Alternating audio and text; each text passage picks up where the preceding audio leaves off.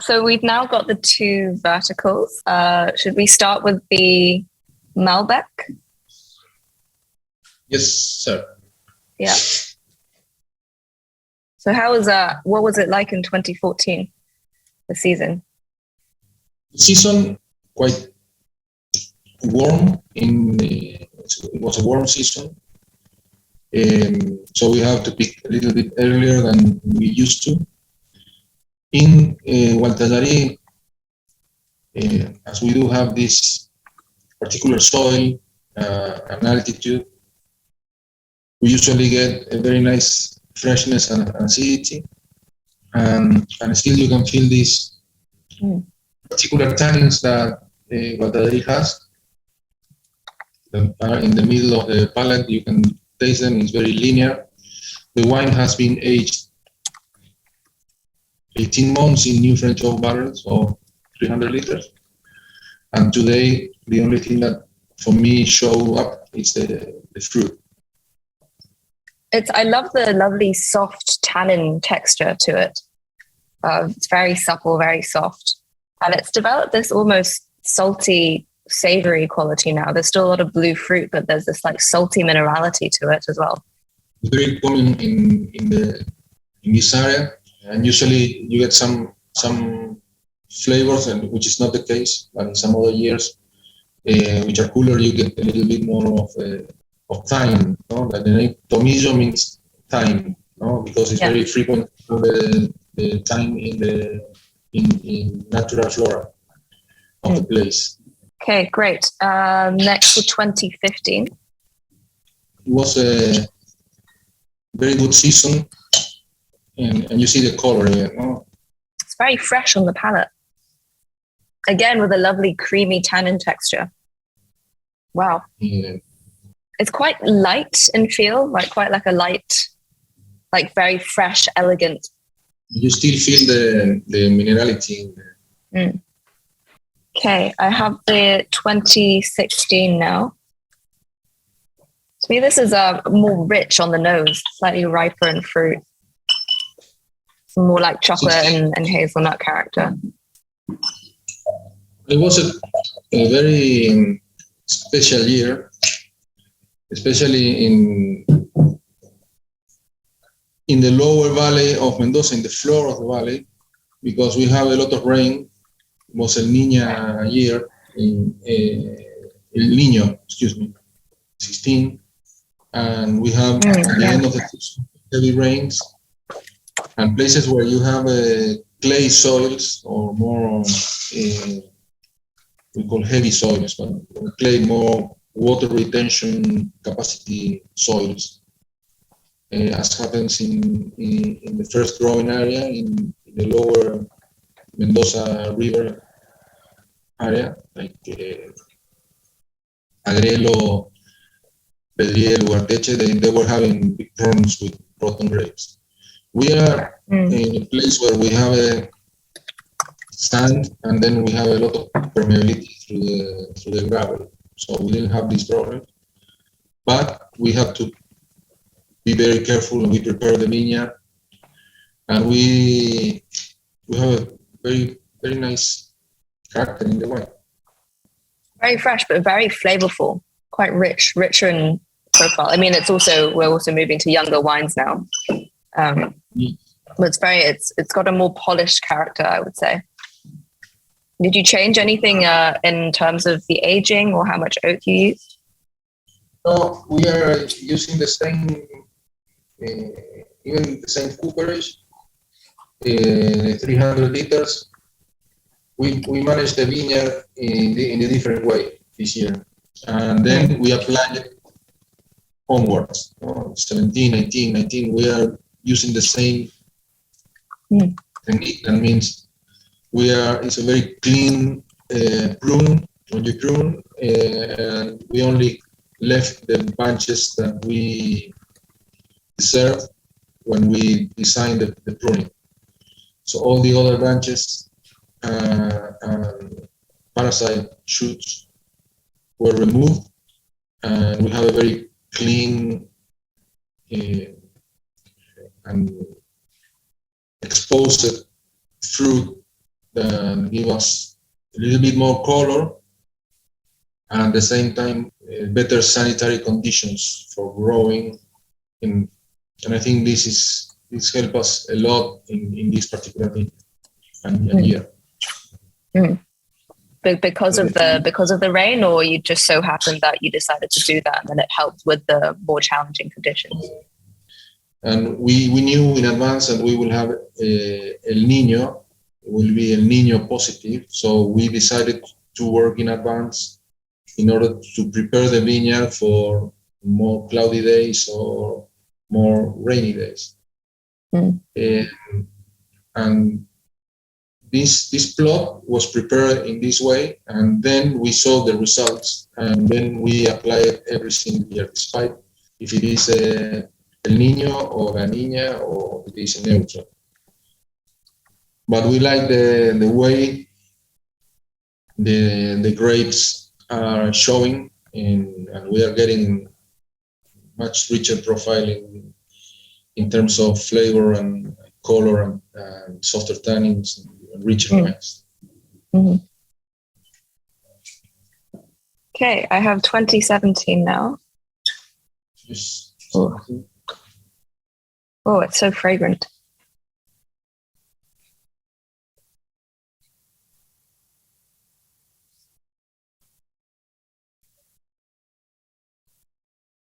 A lot more like spice character, very fragrant to this.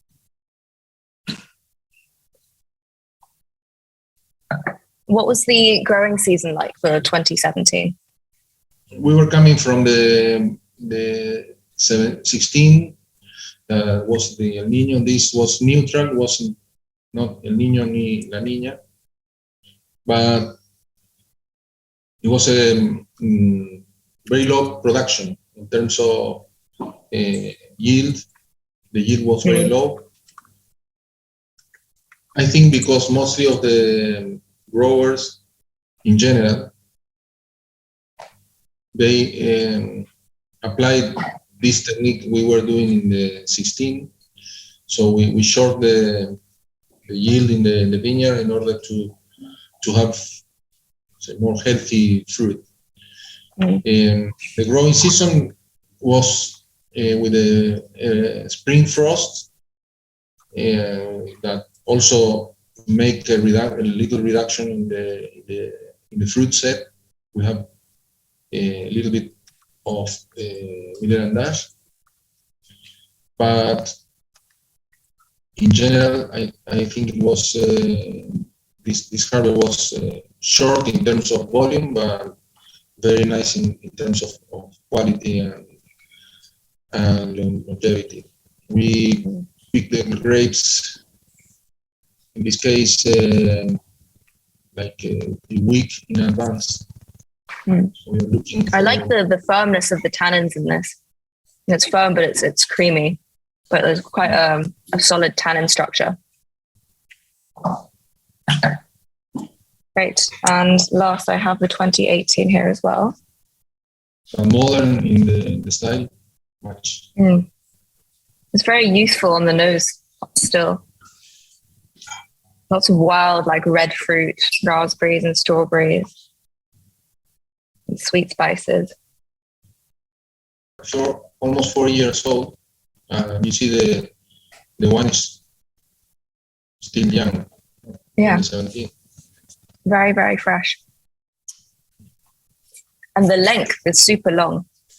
And it comes broad and then linear and then again broad at the end. And very juicy.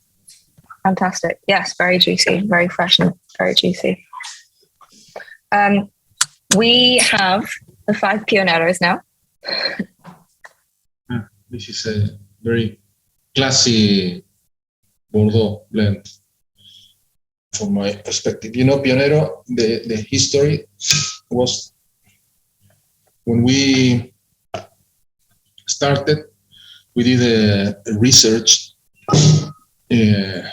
historical research about what happened when Otto Bemberg, the founder of the family, came to Argentina in 1850 Then he came back to Europe and back to Argentina in 1860.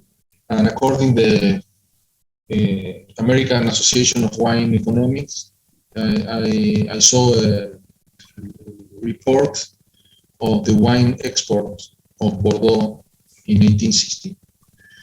And number one destination of the Bordeaux wines in 1860 was UK, as you might know. But the second, very impressive, was Argentina. Really? Yes. Oh my goodness. We were drinking a lot of Bordeaux wines before the immigration and the development of the wine industry. That's why our president at that time, he hired the services of a French viticulturist from Bordeaux, and he brought the shoots from the vineyards that were in Bordeaux at that time. And the second thing that we realized is that Malbec was one of the main components of the Bordeaux blends at that time, before the phylloxera. Especially the ones in the right bank of the Gironde. So I tried to imagine how was this wine, the wine that was drunk by Mr. Otto Bemberg, and I crafted a blend made mainly or based on Malbec, is 60 to 65% Malbec. The remaining 35 to 40%, depending on the year, it is a Cabernet Sauvignon, Cabernet Franc. And this is the history of why we are doing this and the core of the blend. We can move only 5% more or less Cabernet Sauvignon / Cabernet Franc. So always Cabernet Franc is between 5 to 10%, around 30% of Cabernet Sauvignon. So I think it makes a lot of sense what you were saying about climate change being able to ripen Cabernet Sauvignon. So it makes sense that that's more on the rise now. But why hasn't there been more Merlot compared to like Malbec? How are they different? Why is Malbec much more suited or much more popular? In Argentina, say because I think the Malbec was the grape variety that adapted more to our growing conditions than Merlot. I guess it likes the slightly heavier soils that retain more water, like clay soils, which you have less of. Yes, usually they grow in places with clay, like the blue clay or the same clay that you have in Maceto. We are not having this type of soil, and that's the reason why. So with Pionero, which was the first vintage of Pionero? In terms of commercial, this 2013 was the first. It's developed some delicious earthy notes now. Some slightly more development. Beautiful dark fruit. As well with the 14. Mm-hmm. And how long do you keep this in bottle before you release it? We keep them during 4 years before release. 4 years, yeah. So that's the same as the El Tomillo Malbec? Yes. You get some slightly more like herbal notes on the 14. Some cedar. Very refined, the 14 compared to 13. I think not as big, more elegant. I almost get more Cabernet Franc and Cabernet Sauvignon character in this. Yeah, with the time, years passing, that's why I use 60% or 65-35, because Cabernet Sauvignon, it is the dictator, I call it. It's the the wine that will rule the blend at some point. And it happens. No? It appears at the beginning very shy, and through the years, it's the one that holds and dominates the blend. That's why I call it the dictator. The dictator. I like that. I think it's the character that retains freshness even after years. So you first get the fruit, the almost softness of the ripe fruit of the Malbec, and then it transitions to a very, sometimes even fresher Cabernet character after a while. Yes. Okay, I have 2015. There's quite a bit of dark Cabernet character on this, lots of black currants and dark fruits and some leafy notes, but like sort of dried leaves, darker leaves. Some earthy, like Cabernet graphite aromas. It's hard to believe that this is majority Malbec, but I guess you can feel it through the softness. You have firm tannins, but you have this like soft texture as well supporting it. So we have 2017. So 2017, what was do you know the blend that was in 2017? 60% Malbec, around probably 61, 62, 60. 15 Cabernet Franc in 25% Cabernet Sauvignon. Very perfumed. Got some bark and some dried herbs and cocoa. It's very expansive on the palate. It starts off very focused and then spreads. Very fine tannins. One of my favorites. So 2019, especially because of the tannin structure. I like it.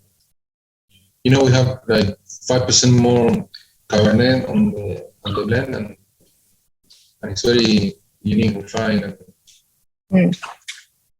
So was this lower production as well coming on after El Niño? Yes. 2017. But it was more concentrated. And we apply, as I told you, the same technique of more... So more clean pruning in the vineyard. And has that applied to most of your vineyards as well? Yes. We are doing that program since 16, and we are very happy with the results in all the places. I have the 18 now. You see here the Cabernet Franc taking more. What was the blend in 2018? 20% of Cabernet Franc, 25% of Cabernet Sauvignon. Right. 55. And what was the reason behind having more and more Cabernet Franc? I like the spiciness of the Cabernet Franc. I don't know why. And this combines very well with the red fruit of the Malbec. So I think that once in, through my many years in the industry, I don't remember exactly who, he said that Malbec has the Donna effect.